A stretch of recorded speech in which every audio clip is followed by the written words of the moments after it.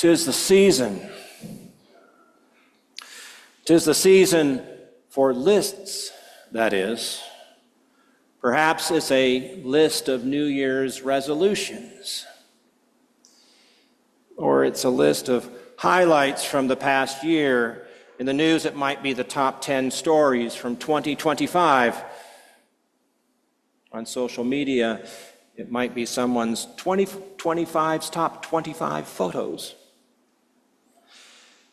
It turns out that putting a number on a list is a trick used to catch our eye, capture our attention. It's kind of a psychological trick. People are just more likely to click on a social media post if it's a numbered list.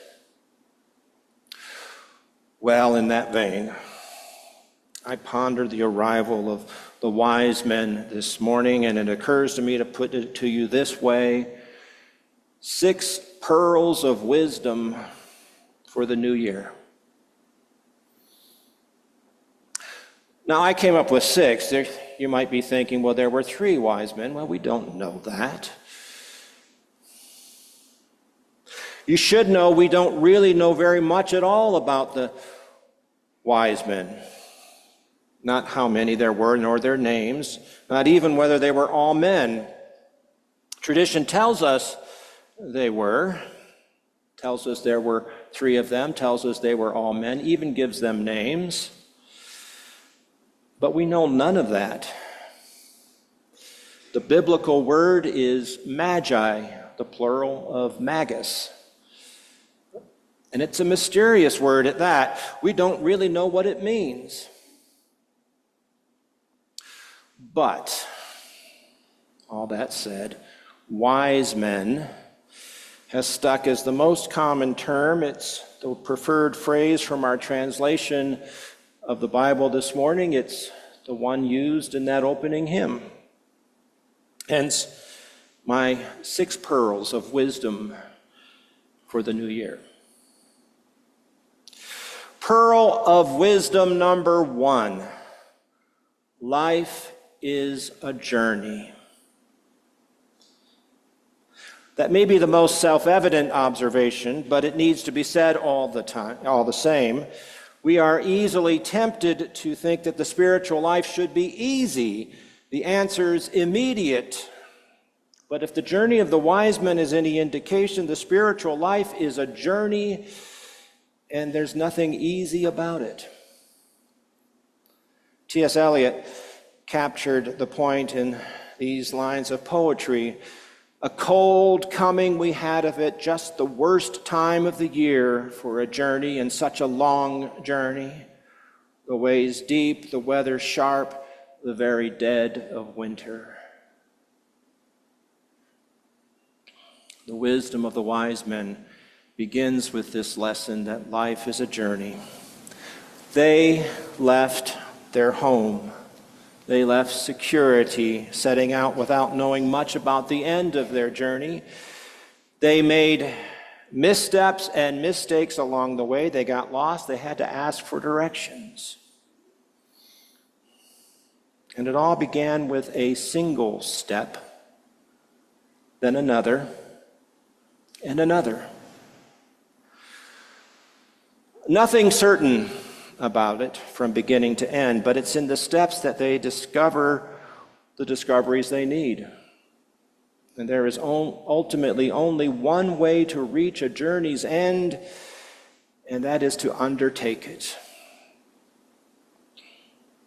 Pearl of wisdom number 2. It's best if we travel with others. In a nation so focused on rugged individualism,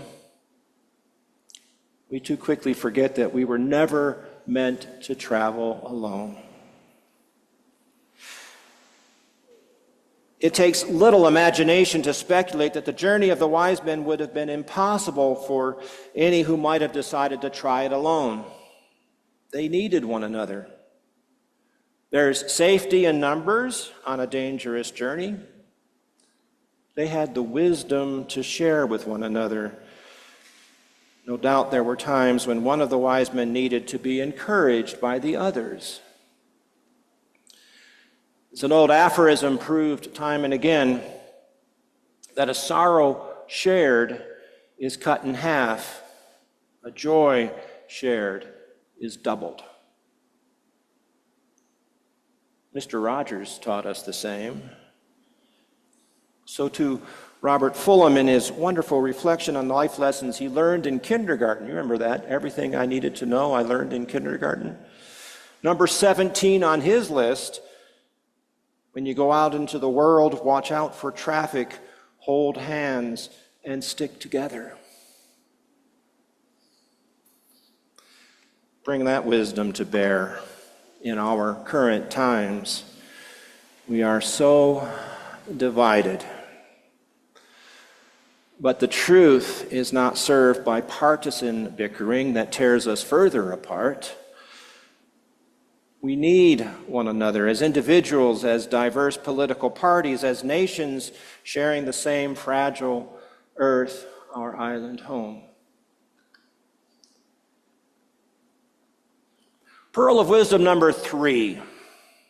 Our gifts are to be given.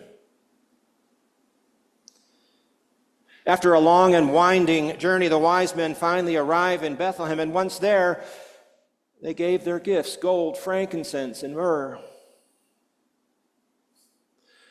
Once they saw the child, it's been said, they realized that they'd brought all the wrong things. They should have brought goat's milk, a warm blanket, something shiny to hang above his crib. But they had come such a long, long way to offer their gifts, and that's what they did. And there's some wisdom in that. They offered their gifts before they made their exit. We carry gifts through life: wealth that can be counted in our portfolios, or the store of talents and skills and perspectives that are the essence of each of us. But all gifts, both the tangible ones and the intangible, were given but for a season and for a reason. Wisdom demands that we give them, share them with others, because that's the reason any of us were given gifts at all. Give, and then after the giving, let them go. You don't own them anymore. This last point strikes close to home for me. This past week, on a social media post from my old church in Oregon, I found a link to their YouTube service for a Sunday service. And what caught my eye was their new Advent wreath. And I thought, what did they do with the one I had commissioned for them? Why did they replace it with something not as good? I confess to you, I was offended, but that's petty of me. I gave whatever gifts I had to give when I was their rector, but after making my gift, I need to let it go. It doesn't belong to me anymore. For in the end, all that any of us are given on our life's journey is given in trust. We are but stewards of what's been given. We do well to offer our gifts before we make our exit in this life. And we do well then to let go of what we've been given and what we have in turn given away. Pearl of wisdom number 4. Pearls of wisdom number 4 through 6 all stem from this final verse of this morning's gospel. And having been warned in a dream not to return to Herod, they left for their own country by another road. It's an ominous detail. It would not have been wise to return the way they first came. Down through the ages, rich and powerful men have been afraid of losing what they cherish most. They fear losing any portion of their enormous wealth. They are terrified of being toppled from their positions of power and privilege. They care not for the well-being of their people. They serve only their own interests. And so they hold on by whatever means possible, with no concern for the damage they do in the process. At worst, they resort to violence against those they should serve and protect. In this case, in the case of this morning's gospel, though it goes just beyond where our gospel this morning leaves off, once Herod realizes that the wise men took another road home rather than return to him, he lashed out. He ordered his troops to go to Bethlehem and to kill every child under the age of 2. It is not safe to cross someone like Herod. Someone like Herod will exact their revenge, so best to take another road home and avoid him entirely. They could not stop Herod from being Herod, but they could take whatever steps were necessary to make sure they were never a part of it. Do not collaborate with evil. Do not go back and tell Herod what he wants to know. Take the high road every time. Pearl of wisdom number 5, follow your dreams. Matthew is clear about the political intrigue and the wisdom of avoiding it all, but the specific impetus given to the wise men was a dream. They were always the sort who were chasing something as ephemeral as a dream. They set off, leaving home in the first place to follow one particular glimmering star in a night sky full of stars. We call them wise because something inside them must have been restless, hungry for understanding, and they kept looking for the reason to set off on a journey.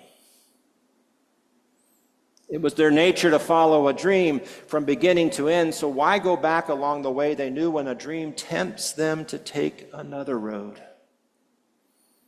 Another road might be an irresistible path for those wise enough to seek a new future of new possibilities. And finally, pearl of wisdom number 6, go in peace to love and serve. Matthew says they chose another road to take home, and maybe that's all it was, a different route on a map. Or maybe, and this strikes me as the reason most worth our pondering, maybe the point is there was no way they could go back unchanged after what they saw lying in a manger. Maybe saying they couldn't go back the same way that they came is as metaphorical a description as it is anything geographical. They had traveled such a long way searching for the newborn king. They assumed Jerusalem would be the place for a new king to be born, but of course it was entirely the wrong place. The wrong place for this child to be born. They were redirected to Bethlehem, an obscure backwater town, no temple, no imperial palace anywhere to be found there, but that's where the star led them. It led them to a humble abode and to a couple who must have first seemed remarkably average and ordinary to most folks. But the wise men managed to look beyond the specifics and their own expectations. And they saw God. They saw God in this unremarkable infant. That's their epiphany, their priceless wisdom at the end. In art, down through the ages, everyone wears halos. But there were no halos that day. Halos are an artistic device, devised much later. And yet the Magi saw through all that would seem ordinary to others. And what may have seemed ordinary to others was, for them, shot through with everything that is extraordinary. The extraordinary shines through the ordinary. The sacred permeates all that is profane. And after seeing this, there simply was no way to go back home the way they had come. They needed to go back another way. Having seen the face of God in the face of a child born in such circumstances, they would seek God's face in every place and person thereafter. Go in peace to love and serve all God's children. Well, that's my list. 6 pearls of wisdom for the new year. Life is a journey. It's best if we travel with others.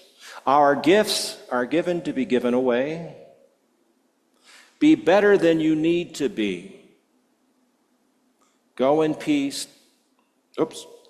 Follow your dreams. And finally, go in peace to love and serve the world. If there's wisdom for you in any of those 6 pearls, consider them well. And if not, well, we call them wise men. So maybe the onus is on you to wonder what wisdom they still have.